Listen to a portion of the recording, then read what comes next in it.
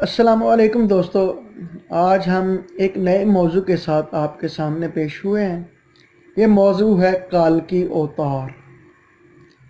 दोस्तों, इस मौजू के बारे में गुफ्तगू शुरू करने से पहले आप लोग दोस्तों से इल्तमास है कि जिन दोस्तों ने अभी तक हमारा यूट्यूब चैनल सब्सक्राइब नहीं किया वो इसको सब्सक्राइब करें और बेल आइकन पर क्लिक करें ताकि हमारी नई आने वाली वीडियो आप दोस्तों तक पहुंच सकें।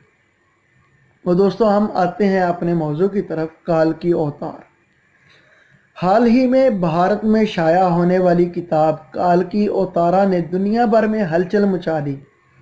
दोस्तों, इस किताब में ये बताया गया कि हिंदुओं की मजहबी किताबों में जिसका काल की औतार का तज़किरा है वो आखिरी ज़मान नबी हज़रत मोहम्मद सल्लल्लाहु अलैहि वसल्लम हैं।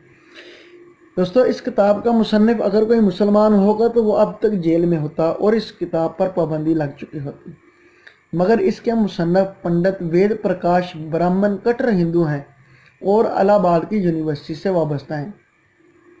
दोस्तों, वेद प्रकाश संस्कृत के मारूफ मुहक्किक और स्कॉलर हैं।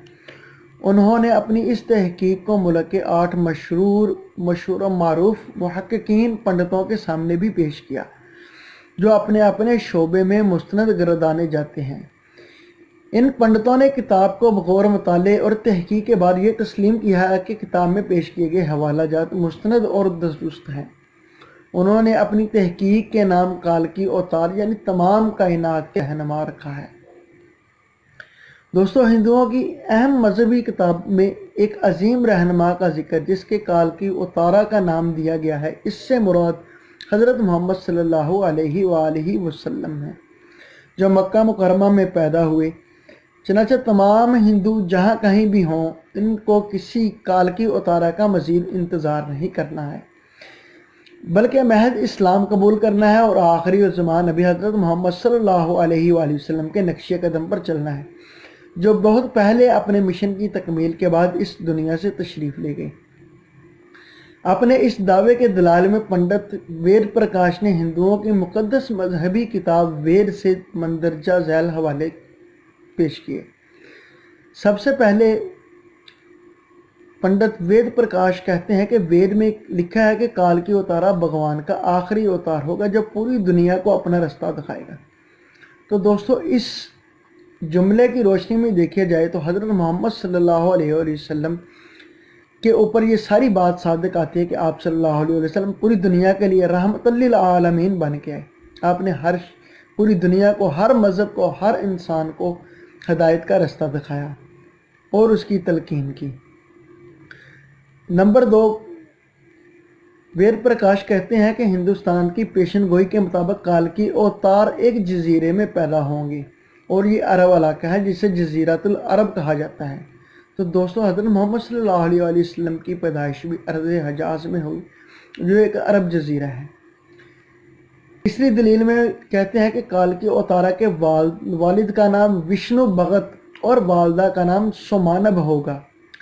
फिर दोस्तों, संस्कृत ज़बान में विष्णु अल्लाह के मानों में इस्तेमाल होता है और भगत के मानी गुलाम और बंदे के हैं। चनाचा अरबी ज़बान में विष्णु भगत का अगर हम तर्जमा करें तो इसका मतलब है कि अब्दुल्ला। संस्कृत में सुमानब का मतलब अमन है जो कि अरबी ज़बान में आमना होगा और आखिरी ज़मान नबी हज़रत मोहम्मद सल्लल्लाहु अलैहि वसल्लम के वालिद का नाम अब्दुल्ला और वालदा का नाम आमना था। दोस्तों, चौथे पॉइंट में लिखते हैं कि काल की उतारा जैतून और खजूर इस्तेमाल करेगा। तो मेरे नबी सल्लल्लाहु अलैहि वसल्लम को जैतून और खजूर जो ये दोनों फल आप सल्लल्लाहु अलैहि वसल्लम को मरगूब ग़ज़ा थी। और वो लिखता है कि ये शख्स जो काल की उतारा होगा, जो आखिरी उतार होगा, ये अपने कौल का सच्चा और दयानतदार होगा। तो दोस्तों, मक्का मुअज़्ज़मा में बल्कि पूरी दुनिया में मोहम्मद सल्लल्लाहु अलैहि वसल्लम की आज तक सदाकत और अमानत का लक़ब दिया जाता है और इसकी जो है वो इसको आज भी कोई जुटला नहीं सकता। वेद के मुताबिक काल के अवतार अपनी सरजमीन के मुअज़्ज़ज़ ख़ानदान में से होगा। ये बात भी मोहम्मद सल्लल्लाहु अलैहि वसल्लम के बारे में सच साबित होती है। آپ صلی اللہ علیہ وسلم قریش کے معزز قبیلے میں سے تھے جس کی مکہ میں بے حد عزت تھی۔ دوستو 6ویں نقطے میں لکھتے ہیں کہ بھگوان کال کی اوتار کو اپنے خصوصی قاصد کے ذریعے ایک غار میں پڑھائے گا۔ اس معاملے میں یہ بھی درست ہے کہ محمد صلی اللہ علیہ وسلم کی وہ واحد شخصیت تھی جنہیں اللہ تعالیٰ نے غار حرا میں اپنے خاص فرشتے حضرت جبرائیل علیہ السلام کے ذریعے تعلیم دی۔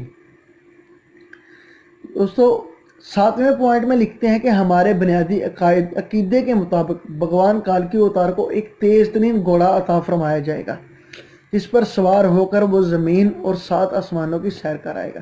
تو میرے دوستو براق اور معراج کا سفر اس واقعے کو 7 کڑیاں ملاتا ہے۔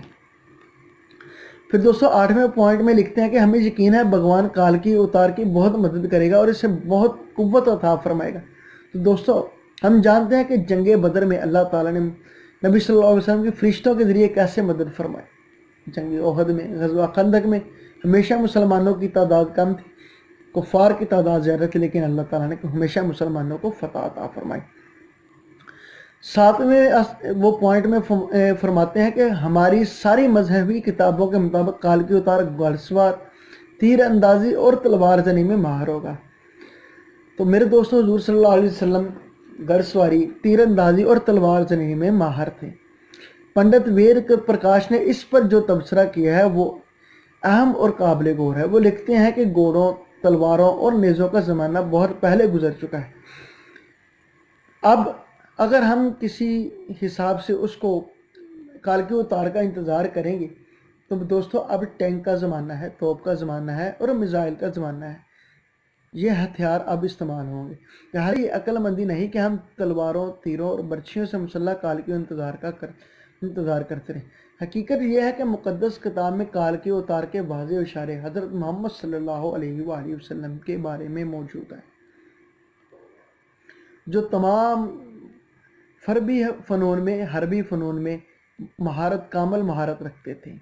ٹینک، توپ اور میزائل کے اس دور میں گھڑ سوار، تیز زن اور تیر انداز کال کی اوتار کا انتظار نری حقیقت ہے۔ میرے دوستو اگر آپ کو یہ ویڈیو پسند آئے اور یہ معلومات اچھی لگے تو اس کو پلیز دوستوں کے ساتھ شیئر کریں، اور آخر میں پھر ایک دفعہ التماس ہے کہ چینل کو